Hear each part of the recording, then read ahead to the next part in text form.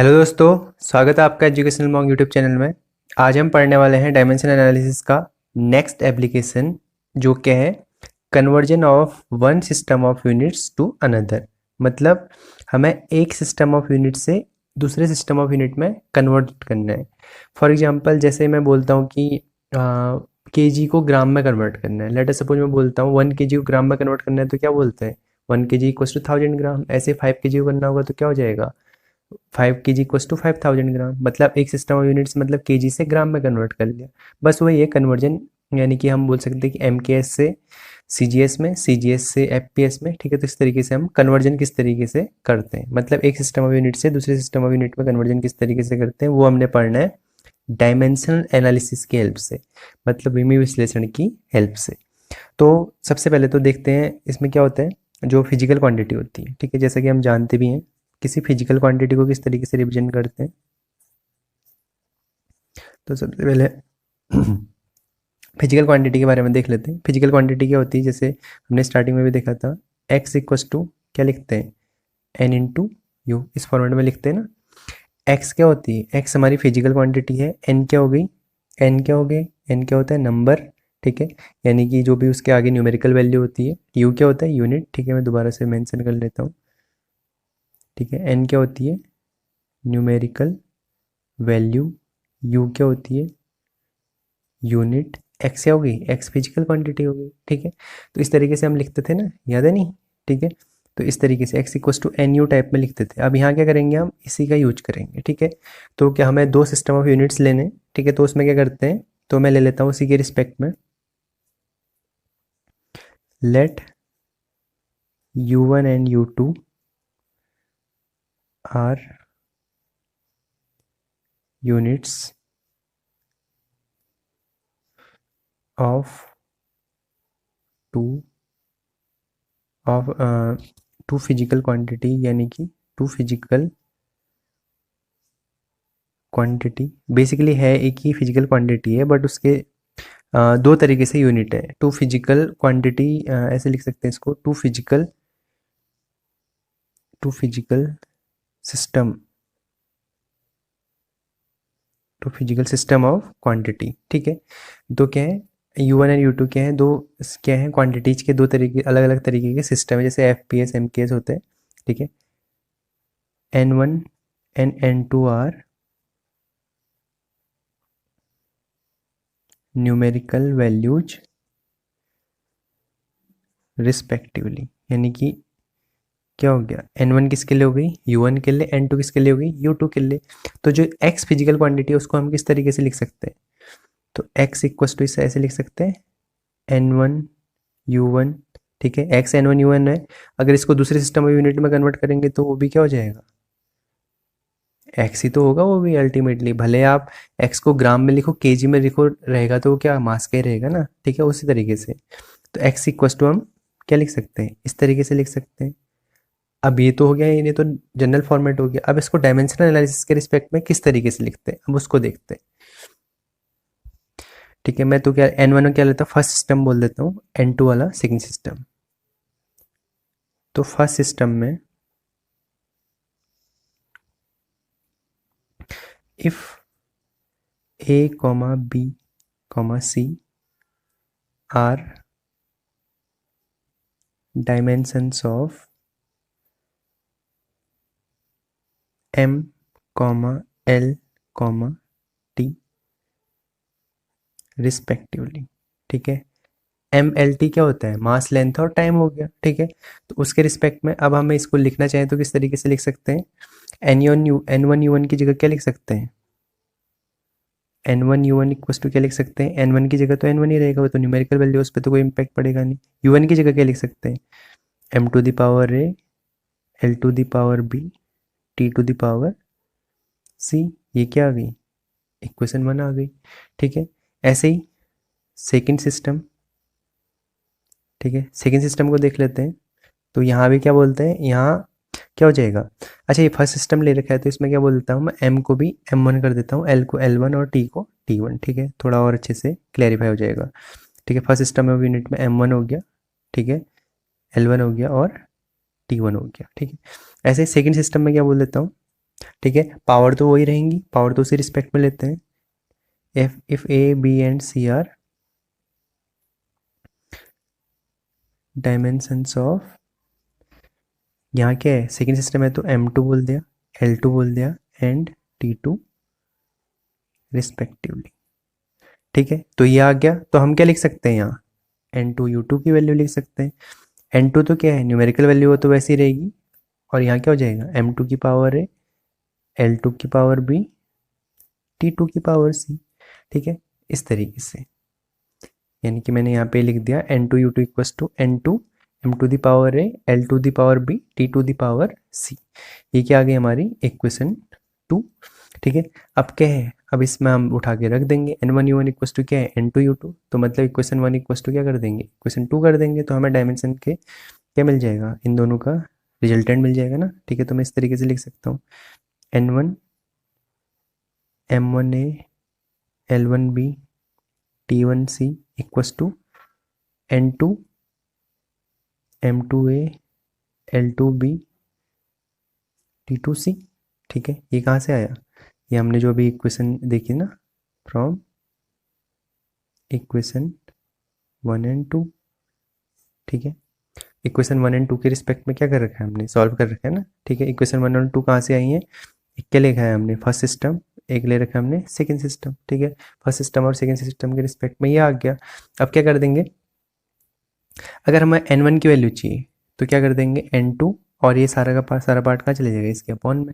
ऐसे N2 की value चाहिए तो ये सारा का सारा पार्ट यहाँ अपॉन में आ जाएगा। ठीक है, तो जैसे मैं अगर N1 निकालना है तो मैं क्या बोल सकता हूँ, ये सारा का सारा यहाँ चले जाएगा ना।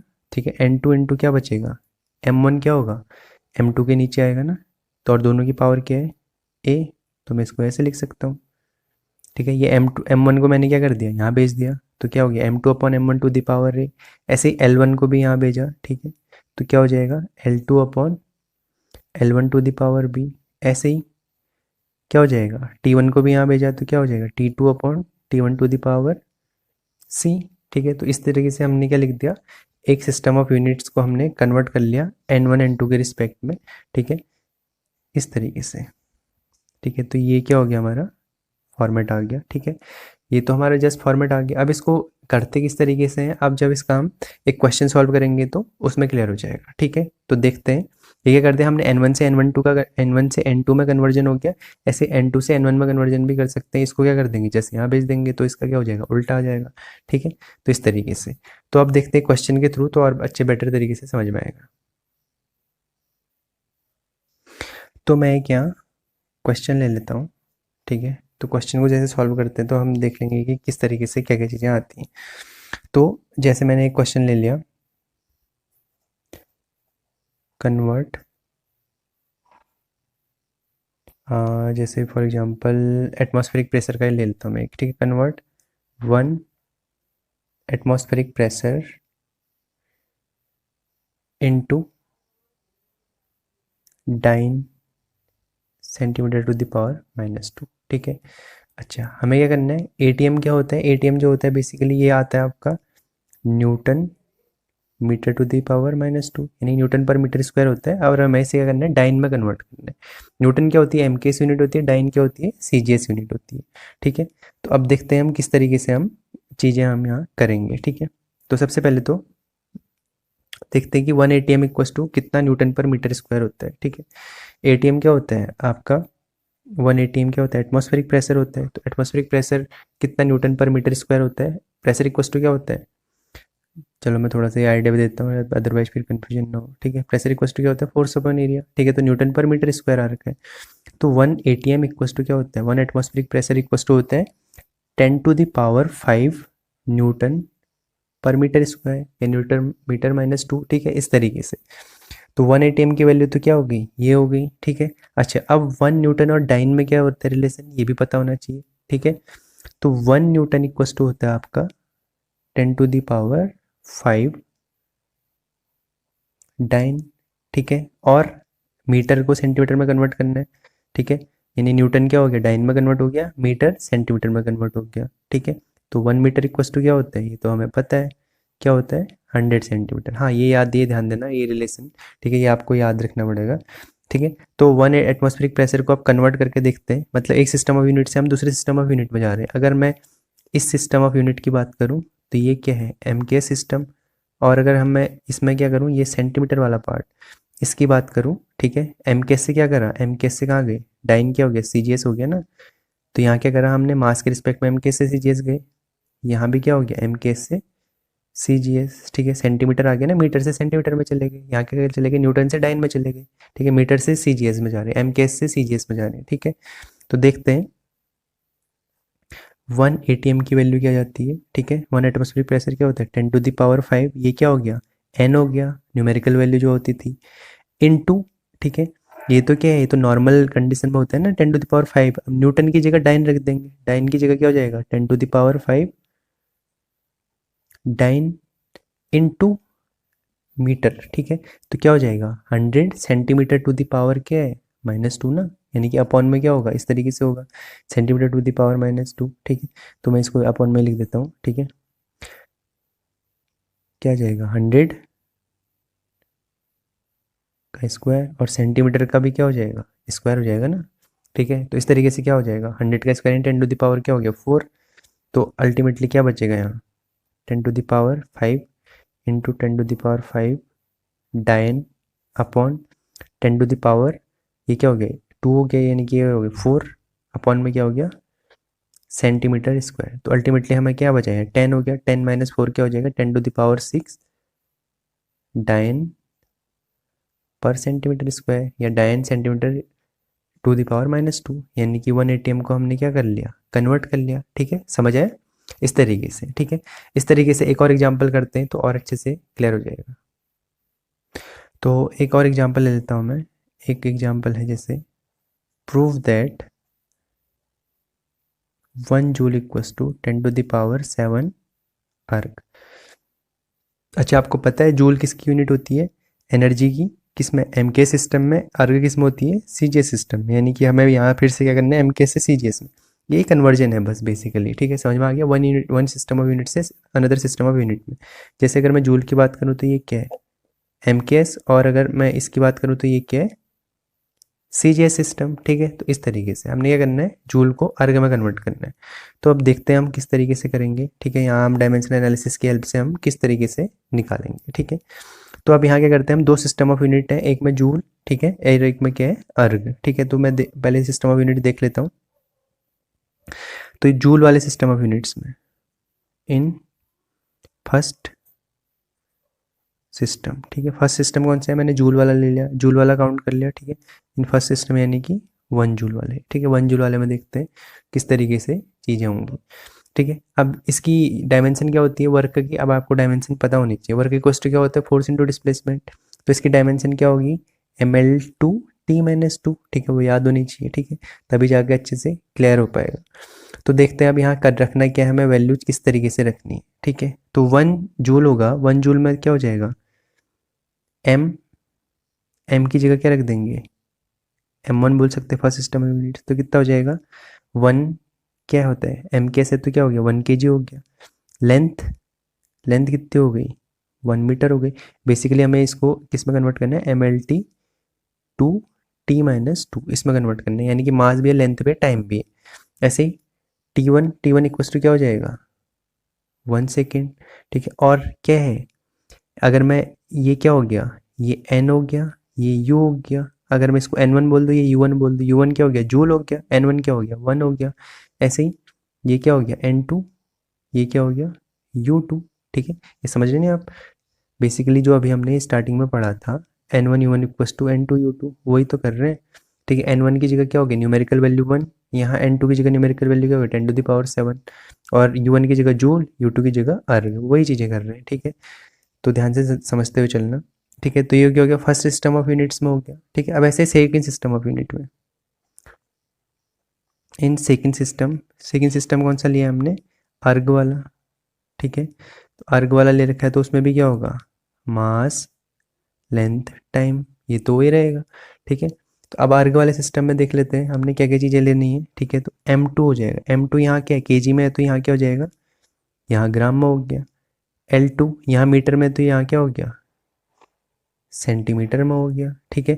यहाँ टाइम क्या है, सेकंड में, तो टाइम तो यहाँ की भी क्या होगा, सेकंड में ही रहेगा। ठीक है, अब निकालना क्या है, अब जैसे यहाँ हमने n1 की जगह कितना रखा था, 1, तो यहाँ n2 की जगह कितना आ जाएगा, हमें पता नहीं है, तभी तो हम निकालेंगे ना, तभी तो 10⁻7 जो भी आ रहा होगा उसको ऑब्जर्व करेंगे। ठीक है, चलो अब देखते हैं फिर अब किस तरीके से करना है। अब हमने ये सब चीज़ें तो रख ली। अब देखते हैं n2 इक्वस टू क्या था, जो हमारा स्टार्टिंग में जो हमने फॉर्मूला देखा था, n2 इक्वस टू क्या था, n1 इंटू, जैसे मैंने n1 इक्वस टू लिखा था n2, ठीक है, या n2 इक्वस टू n1 किसी फॉर्मूले में भी लिख सकते हैं। तो ये क्या हो जाएगा, n1 into m1 upon m2 to the power a, L1 upon L2 to the power b, T1 upon T2 to the power c। ठीक है, ये तो क्या था, हमारा डायमेंशनल फार्मूला था ना। ठीक है, तो n2 इक्वस टू क्या हो जाएगा, ऐसे लिख सकते हैं ना, या n1 इक्वस टू लिखना चाहे तो क्या हो जाएगा, n2 into m2 upon m1 to the power है, L2 upon L1 to the power b, T2 upon T1 to the power c। ठीक है, आप किसी तरीके से भी लिख सकते हैं, यहाँ मैंने n2 निकालना था तो n2 के फॉर्मेट में इस तरीके से लिख दिया। ठीक है, समझ आए, ध्यान से समझते हुए चलिएगा। ठीक है, अब यहाँ a b c की वैल्यू क्या होंगी, ये क्या है m टू द पावर, ये तो है a, ये अगर मैं इसको m1 बोलूँ इसको m2 बोलूँ तो m की पावर क्या है, हमारी जो डायमेंशनल फार्मूले में हमारा आना क्या है, m l t ml2 t minus two, यानी कि m की पावर क्या है, यहाँ a है तो यहाँ क्या है, यहाँ 1 है, यानी कि a की वैल्यू कितनी आ जाएगी 1, b की वैल्यू कितनी आ जाएगी, l की पावर में क्या है b, तो b की वैल्यू कितनी आ गई 2। ऐसे ही c की वैल्यू कितनी आ गई t1 अपॉन t2, यानी कि t के लिए क्या है -2। बस उठा के अब रख देंगे किस में, इसी फॉर्मेट में, m1 की जगह क्या रख देंगे 1 kg, m2 की जगह 1 ग्राम। ठीक है, तो बस अब इन्हें सॉल्व करते जाना है। ठीक है, तो क्या मिल जाएगा n2 इक्वस टू, ठीक है, n2 इक्वस टू क्या मिल गया n1, ठीक है, m1 की जगह क्या हो जाएगा 1 kg, m2 की जगह 1 ग्राम। ठीक है, और a की जगह 1 ही है। ठीक है, ऐसे b की जगह क्या है 1 मीटर अपॉन 1 सेंटीमीटर, और पावर में कितना है स्क्वायर। ऐसे ही 1 सेकेंड अपॉन 1 सेकेंड, पावर कितनी है -2। ठीक है, तो ये आया। अब इसको आगे और अच्छे तरीके से हमने सॉल्व करना। ठीक है, तो अब देखते हैं n2 इक्वस टू कितना मिल जाएगा, n2 इक्वस टू n1। ठीक है, अब क्या करना है हमें, ये क्या है कैंसिल करने हैं ना, इनको एक ही में कन्वर्ट कर लेंगे। 1 kg इक्वस टू क्या होता है 1000 ग्राम। ठीक है, मैं इस पूरे को ग्राम में कन्वर्ट कर लेता हूँ, या आप केजी में भी कन्वर्ट कर सकते हैं। तो क्या हो जाएगा यहाँ 1/1000 हो जाएगा ना, तो मैंने इसे ये ईजी लग रहा है।